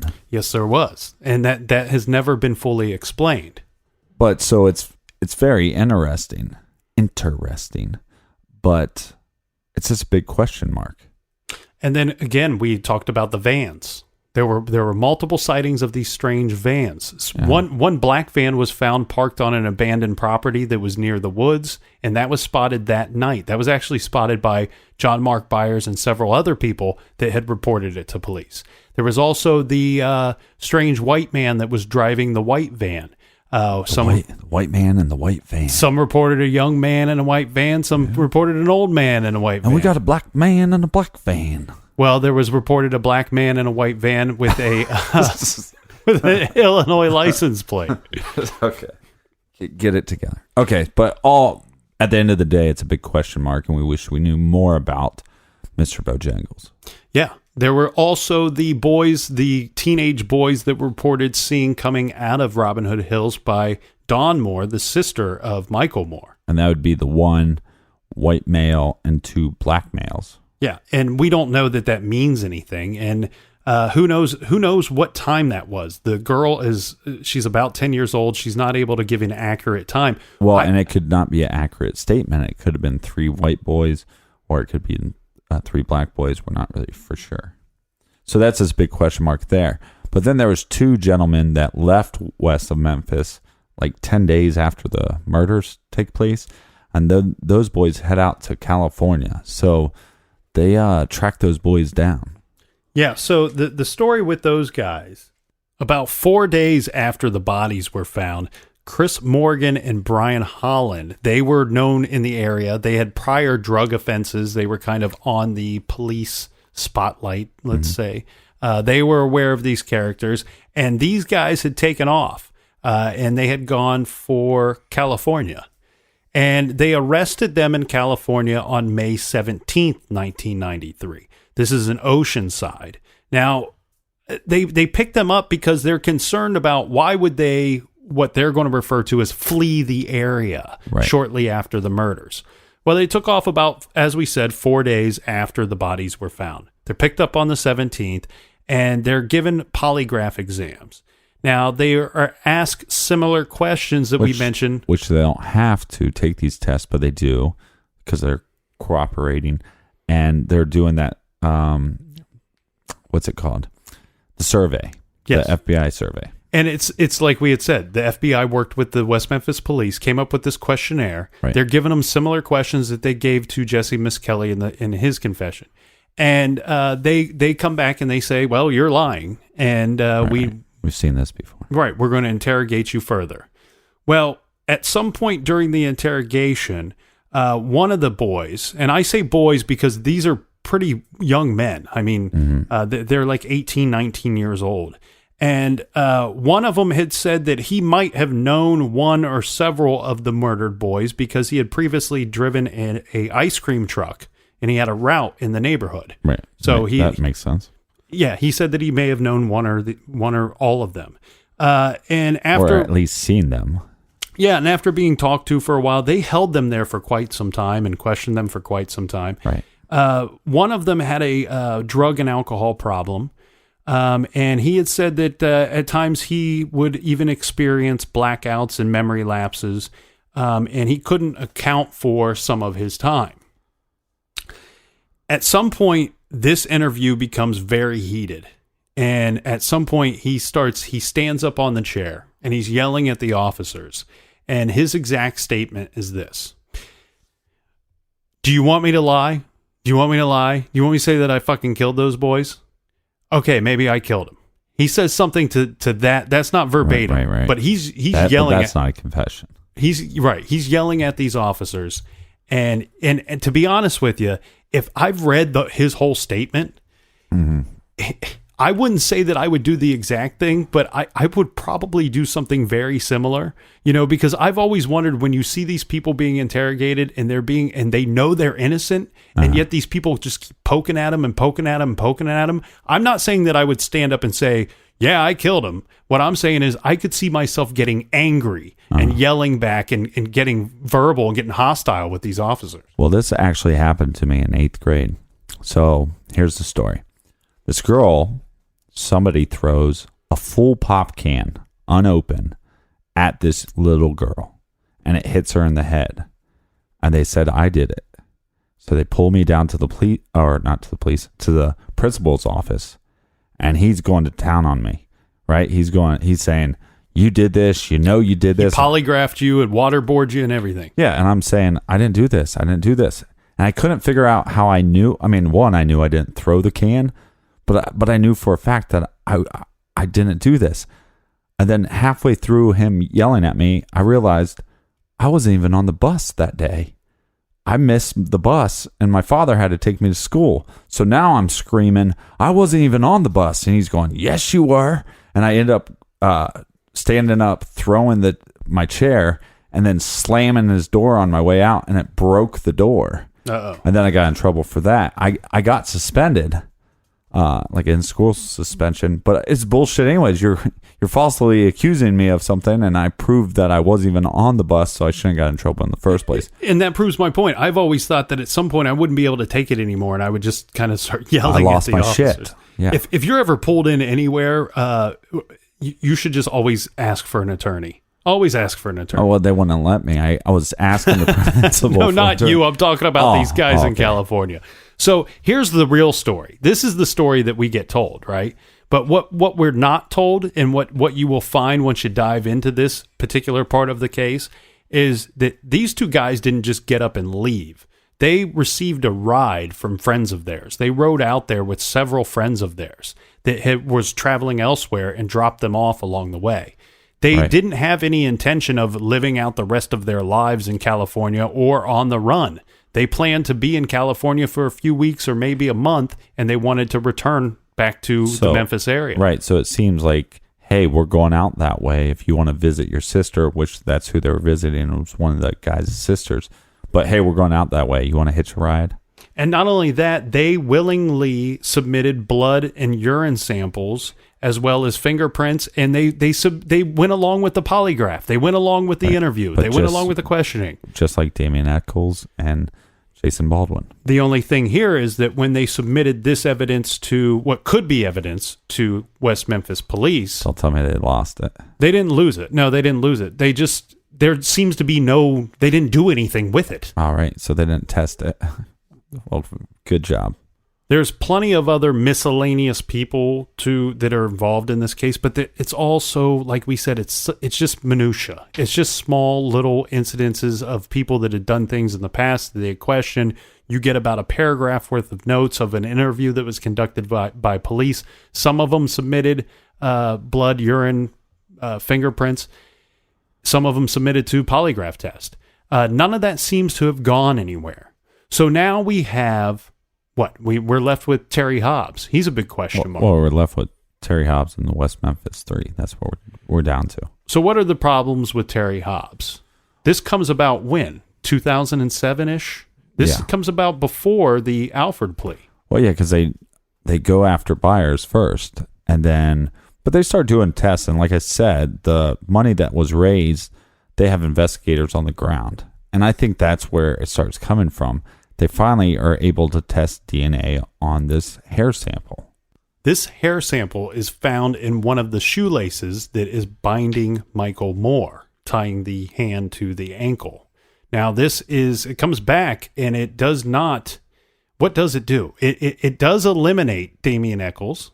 It doesn't match Jessie Misskelley, and it doesn't match Jason Baldwin. Mm-hmm. However, it is not inconsistent with that of the hair of Terry Hobbs, meaning it could be his hair. But it's not an exact match. No. And there's different matches as far as DNA goes. So it's not an exact match. It's just in the ballpark.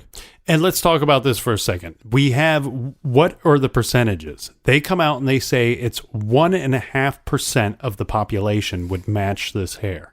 Mm-hmm. Something like that. Okay, so the population in West Memphis at the time of 1993 is roughly between 25,000 and 30,000 people. Uh-huh. So that means that hair and just the people that live in that area would match Terry Hobbs plus 249 to 299 other people. Right. It's still, it's suspicious though. But then you talk about transfer. One of the boys that was a victim was his stepson. And then these boys were known to play in his house. So again, that's something that can be transferred. We're talking about one hair.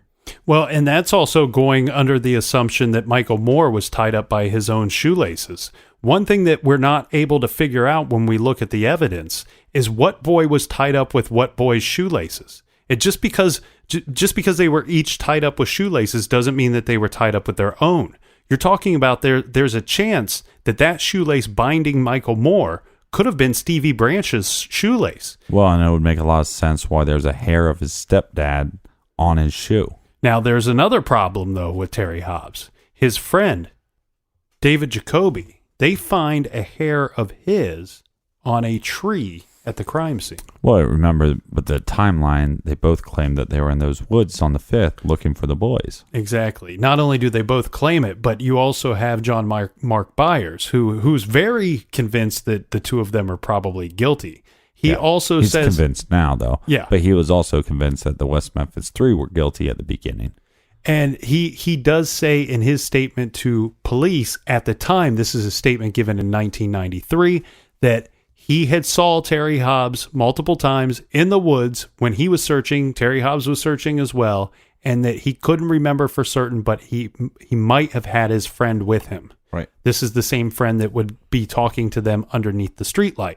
So there is some explanation why those hairs or fibers would have been found there. Yeah, and then a lot of the other stuff, if you watch west of Memphis, it's just a lot of stuff that dives into his character. And it seems like there's some shady stuff going on there. The problem is the source it's coming from. It's coming from Pam Hobbs, which is now his ex-wife. And they were together for almost 10 years before she started making these claims. Yeah, at no point in 1993 when she talks to police does she ever say that Terry Hobbs is guilty of anything or suspects him or says of being so much bad about him. And it's not till years and years and years later. And now mention that I feel bad for Pam Hobbs because she seems like somebody, and she has the right to, you don't have to get over this tragedy, but she seems like somebody that is going to be permanently scarred, haunted. This event that happened on May 5th changed everything. And I don't think for the better. Yeah, it's definitely ruined her life. And, she's tried to go on, but you can tell when she talks that it's with her every day. She carries it around with her. And you have to. I mean, but she's carrying the burden more than a lot of people would. And I totally understand that because nobody could be in that. No, it's just impossible to put myself in her situation. It's nothing I've ever experienced, and I can't believe that it's something that you get over. I guess that at some point it's something that maybe you have to just accept. But it just seems like the accusations that she's coming out about Terry Hobbs are so far after the fact that it's just hard to believe. And then there's talk in like west of Memphis, again, character stuff. Well, he shot one of her brothers. Yeah.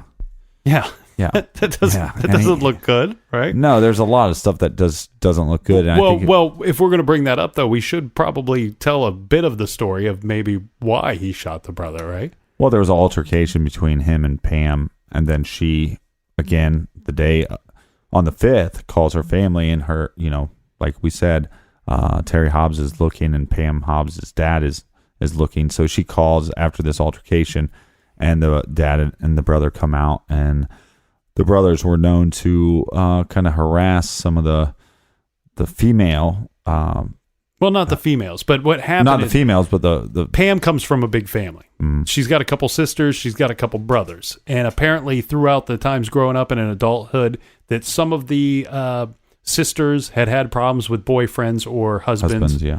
And when those problems came up, sometimes dad was notified, and sometimes dad showed up with the sons who were willing and able to confront and maybe attack the boyfriend or husband of the sister. Yeah. Of any of the sisters. So, and now this is what happened with Terry Hobbs and Pam Hobbs. There's an altercation. According to him, she got physical first, and then he got physical back.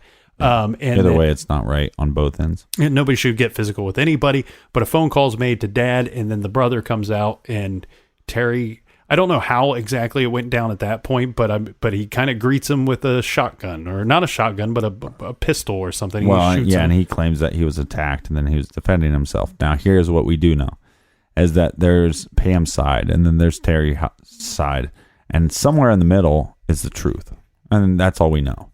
So there's just a lot of hearsay. There's a lot of speculation. All you have is this not a fiber, but a hair sample. His timeline doesn't, There are some spots in his timeline. It's a little weird. And here's the problem, though, with his timeline. Pam gives a statement back in May of 93. Mm-hmm. Terry Hobbs gives no statement. That's not through any fault of his own. That's through the fault of the West Memphis police. They never interview him. They came by the house, they interviewed Pam, and Terry wasn't there that day, so they never bothered to get back around to interviewing Terry. Now, furthermore, when they interview Pam, it's a short interview. There's basically a couple sentences to describe what she says that she was doing and her husband were doing that day. And they just take it as fact, and they left it at that. Mm-hmm. Now, so these reports were not coming out. There's not good reports coming out. There's not a good solid interview of Pam Hobbs or Terry Hobbs until 2007. And this carries on to David Jacoby as well. He's not interviewed until 2007. Yeah, and then they're re-interviewed for the West of Memphis documentary, and then because of this documentary, the police go back and interview Terry Hobbs, and you can watch that whole. It's not an interrogation; it's definitely a casual interview. I wouldn't call it an interrogation. You can watch all that online. I think there's definitely some stuff that seems fishy, but at the end of the day, where's the evidence? this hair that matches so many other people, and as far as transferring goes, it makes a lot of sense. So again, another person where there's just not enough pointing at him. And then the stuff that are pointing at, the things that they do point at him, look where it's coming from. What about the knife? Here's another knife that's brought into this case. Yeah, the pocket knife. Yeah. Stevie Branch was Boy Scout. Yeah. And so he had this little pocket knife. And so Pam Hobbs claims that he would have had that pocket knife on him that day. So then the boys are found, and later on, like a year or so later, she finds the knife in Terry Hobbs's like nightstand. Mm-hmm. And yeah, she says that Stevie would not have gone anywhere without that knife. Here's a couple things about that. First of all, he came home from school and he left almost immediately to go out and play after coming home from school. So chances are they didn't take the knife to school. Everybody knows you shouldn't carry a knife to school. It doesn't stop some boys, but I'm guessing he probably didn't have it with him and he wasn't at home long enough to think about grabbing it. Again, then Terry Hobbs' story is that he was messing around with a knife and he just thought, my boy doesn't need to have this knife. He's messing around with it. He's not being responsible with it. And Terry Hobbs is not saying I took the knife from him on May 5th. He's saying I took it to him prior to May 5th. Right. And that's something, again, he's a stepfather, so he's disciplining some, I was a stepfather before, so I've had the same situation. One of my boys was messing around with a knife and I had to say to him, hey, can you not do that? That's not responsible. This is not a toy. And I had to take it away. And I put it into a little box. And then one day, my wife sees, my ex-wife sees the knife and says, what's this? And I had to explain the situation. And it's the same situation as Terry Hobbs. Another thing that I want to bring up is how the police acted shortly after finding the bodies. Remember in episode 1, we had said that all of the items, all of the clothing that was reported to be on the persons of the missing boys, all of it was recovered with the exception of a single sock and 2 pair of underwear. Right. So that's all that was missing. Now later, this was days after the bodies were found. Police went to the families and they had said, could there have been anything else with these boys that we didn't find? Could there be anything that you could think of? Would any of them have had a pocket knife? And they specifically say pocket knife. Would any of them have had a billfold? Would any of them have a pin on their hat or a pin on their shirt? The reason why they're asking about these things is because they want to know if they pick somebody up or they're searching somebody's home and they come across one of these items, they've found their person. Right. No items. They're at one point, the Byers family says that Christopher may have carried a billfold with him. At one point, I believe the Moore family says that Michael may have had a pin on his shirt or he may have had a pocket Boy knife. Scout stuff. Yeah. Exactly. So there's a few things that are brought up that they may have had. None of the parents are able to say with certainty that any other items that weren't already located were on any of those boys. Pam Hobbs never mentions this pocket knife. Yeah, it's something that seems like it's always after the fact. It's after the fact, and now let's point the finger. And so, yeah, is Hobbs a little fishy? Yes, a little fishy. And with the bite marks, I'm telling you, if you look up the bite marks and the partial he had, it just looks, it looks like a exact match. It's not enough for me to say that he's guilty. Keep looking into him. Maybe you'll find something. Maybe you'll get a confession one day. I don't know. But there's not enough for me to point to him saying, hey, this guy's guilty. That leaves us with the West Memphis 3. Now, we all know that they took an Alford plea. What is that? That means that they are going to say that they're guilty. Well, no, they're going to claim their innocence, but they're pleading guilty. Yes, and so the judge accepts their plea. This was in 2011, and immediately after accepting their plea, he sentenced all 3 of them to 18 years and 78 days. Right, the time served. So the reason why this came about was because of all this new evidence that they're uncovering, the DNA, and then we have the guy on the jury. Do you want to talk about that real quick? Yeah, so the jury foreman, He was in charge of the jury. He's going to lead all their little meetings that they have. And the problem that they have is they're able to figure out by reviewing the notes that were taken by the jurors that at some point somebody had brought up the confession that Jessie Misskelley had given. Right. And if you remember us saying the confession was not allowed to try Jason or Damien. It was not allowed to be brought forth into the court. It's it was not allowed evidence. to be discussed. And you could not use that confession to weigh their guilt or innocence. Right. So when people saw these documentaries, which are not complete, it's not a bunch of facts. It's a lot of these documentaries are entertainment based. But when you see this and you go, well, how the hell did they find them guilty? There's not enough evidence. Well, when somebody's saying there was a confession saying that these three boys did it, well, that's probably why they were found guilty. So are they guilty? There are people coming out and saying, you know what? They got off. They got off pretty good. Well, here's what's interesting is when they're first arrested, burn them, hang them. And then all of a sudden, they're victims. Free them, free them. People go back and forth. And then they get out. Now everybody wants to put them, now put them they're behind guilty bars again. And there's people like William Ramsey. He did a documentary called Abomination. He talks a lot about the cult stuff. Again, a lot of stuff he's bringing up is a lot of hearsay and speculation.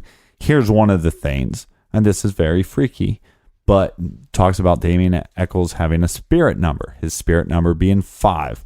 What month did these happen in? May, which is the 5th month. What day? The 5th month. On a full moon, when he's at the softball field and he's talking about murders, he says, I killed these 3 boys. I'm going to kill 2 more, which would mean 5. So if you go with this whole spirit number or whatever, yeah, it's a little freaky, but I don't know how much it adds up. It's just, again, a lot of speculation. And Damien Echols seems to like to play, I don't want to say devil's advocate. He kind of likes to play into people's... I think he likes to poke the bear. Right. Is what he likes to do. But you, as you had said, or we're trying to say, I believe, is that whole spirit number... tired. That whole spirit number thing is no different than convicting somebody because they have long hair or wear black clothes. Right. Or you listen to Metallica, so therefore... you're a murderer. That's not how it works. Is there anything... So do you think the West Memphis 3 are guilty? I don't think they are. I mean, I can't say that 100% because his first statement just feels real. But everything that Jason Baldwin says feels real to me. So maybe my gut is just wrong completely. And Baldwin has always claimed innocence. And furthermore, not only that, when the prosecution didn't believe that the second trial, that of Damien and Jason, when they didn't believe it was going their way, and when they lost the confession of Jessie Misskelley, they went to Jason Baldwin and offered him a bargain. Yeah. They were gonna bargain and barter with him, and they were willing to get him a 40-year sentence if he would testify against Damien Echols. Well, and he also didn't want to take the Alfred plea because he knew that once they took the plea that the state would then stop their investigation. Now, what I think my gut was telling me is that people fed Jessie Misskelley a little bit, and he's simple. So I think he believed some of it. So that's why it came off as authentic. But I just don't think that there's not enough for me to say that they're guilty. There's not enough for me to say they're 100% innocent either. But they wouldn't be the first people that I want to dive much into. And I do. So those are my thoughts. I think Jessie's simple, and I believe a lot what Jason Baldwin says. As far as Damien Echols, I think he says some weird stuff and pokes the bear, like you were saying. I'm in your camp, man. I believe that there's a couple things that point towards their guilt, and there's a lot of things that point to their innocence. I can't say that they're innocent, can't say that they're guilty. What I can say is I have a really hard time believing that there was enough to try anybody here. I maybe you could try Jessie Misskelley, but once that confession was thrown out, there was no evidence, in my opinion, against Damien or Jason. And furthermore, I believe that Jason should have been tried separately. I believe he was only convicted because he was tried with Damien. And Damien was convicted on his bad name and his bad reputation. And yeah, and he was also convicted on, searching for answers. And when somebody is thirsty for knowledge, this is not something that we should be afraid of. This is something that, especially in an 18-year-old boy, he's becoming a young man. By searching for answers and by searching for knowledge is how you're going to get there. And there's a million people that search for answers, but they weren't in some small-minded, closed-minded town to get crucified for such. And I've always thought that Jason and Jessie should have been tried as children. I understand that this is a heinous crime and a horrible crime, but as far as the judicial systems, as I'm concerned, yeah, I'm not weighing the crime here. What I'm weighing is the people that are on trial and the evidence against them. Mm-hmm. And there wasn't much. There wasn't really anything at all. And I guess I would err on the side of caution that we're making a big mistake here, and we would be better off to try them as juveniles than adults. They were both juveniles, and Jason was 16, and Misskelley was might not be dealing with a full deck. Yeah, and I hope their effort doesn't stop. I know that they're out. I know that they're free. I don't know if their name's cleared completely because they took that odd plea deal. I know that the public opinion with them kind of goes back and forth, guilty, innocent, and it always seems to be this ever-changing thing.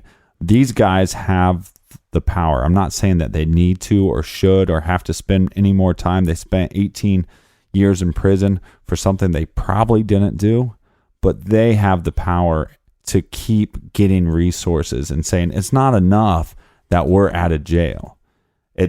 We need answers on this case, and it's only going to come from pressure. But that requires the state to try somebody for this case. And the problem with that is they already have 3 people that are on the books guilty and have been convicted of. No, I understand that. But what I'm saying is right now you got little sprinkles of evidence towards Hobbs. You got a little sprinkle of evidence towards Byers. You have a little bit of sprinkle of evidence towards Mr. Bojangles. Little bit from West Memphis 3. That's not enough. We need more. We need something that, makes us go, oh, that's something we can't dispute. I'll go on record here, and I believe John Mark Byers got absolutely railroaded in this whole thing. Yeah. I believe that, yes, he's a strange but dude. There's some sprinkles of evidence. There's some tidbits, yeah. There's some morsels. And morsels. It's strange, and it's a strange case. However, when I'm going to keep going back to the timeline of that night and that morning, there was just no time for him to do it. Whether you think he's capable or not, there was no time for him to do any of this. And I will go back to that every single time. I think he got absolutely railroaded. I think if the people that put together Paradise Lost 2, and if the author that put together The Devil's Knot, now I want to go on record here. The Devil's Knot is a fantastic book. If you like this case, you should definitely read this book. That's your recommended reading. That's my recommended reading. However, I think that those two things railroaded Byers, and I think that if that author and the producers of that film would have spent enough time looking at his whereabouts that evening and what he was doing that night, they would never have made him a suspect. They would never have even considered him. And how much time did that waste? How much time did people look into this guy when they could have been looking into somebody else?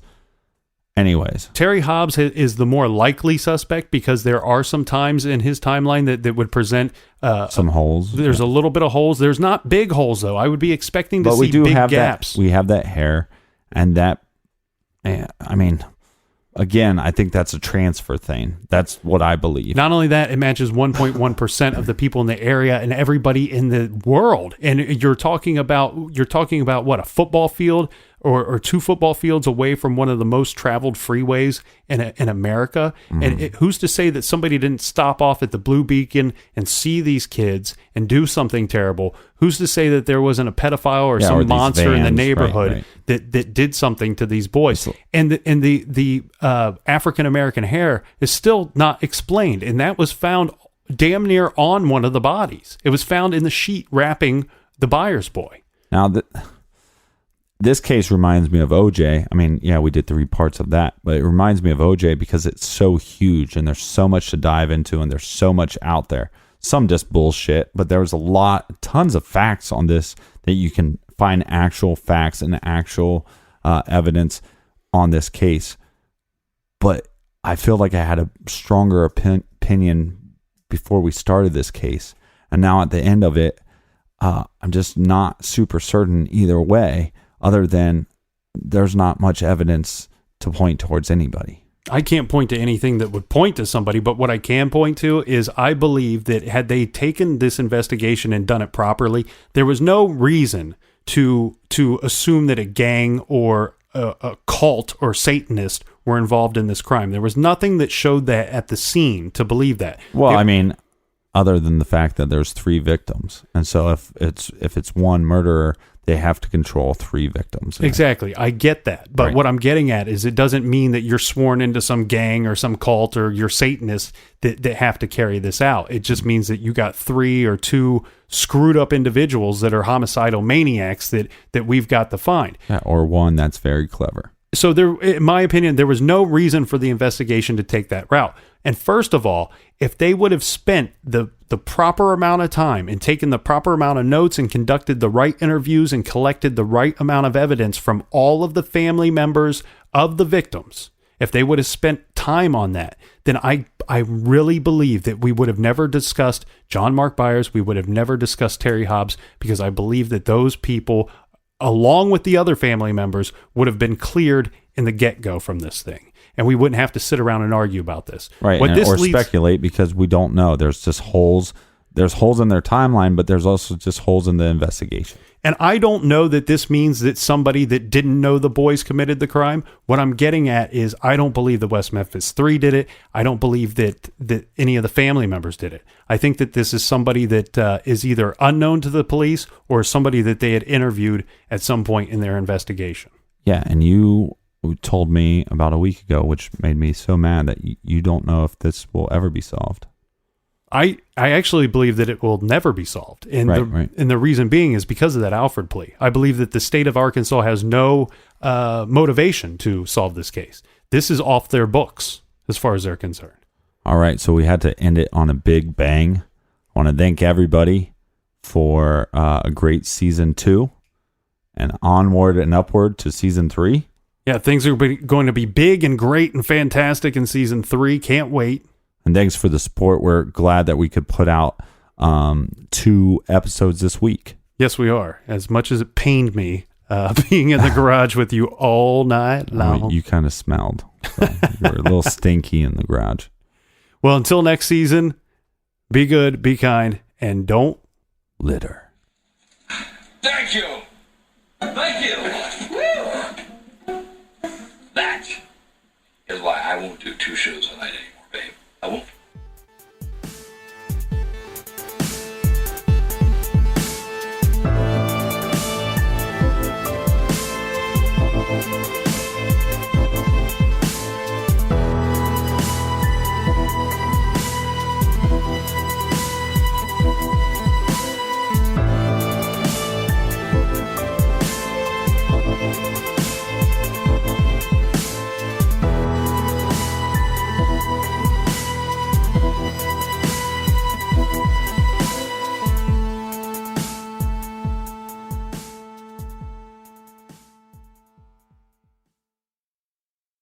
This show is sponsored by BetterHelp. We all carry around different stressors, big and small. When we keep them bottled up, it can start to affect us negatively. Therapy is a safe space to get things off your chest and to figure out how to work through whatever's weighing you down. If you're thinking of starting therapy, I highly recommend that you give BetterHelp a try. It's entirely online, designed to be convenient, flexible, and suited to your schedule. Just fill out a brief questionnaire to get matched with a licensed therapist and switch therapists anytime for no additional charge. Get it off your chest with BetterHelp. Visit BetterHelp.com/garage today to get 10% off your first month. That's BetterHelp, HELP.com/garage. This show is proudly sponsored by BetterHelp. Check out BetterHelp.com/garage today.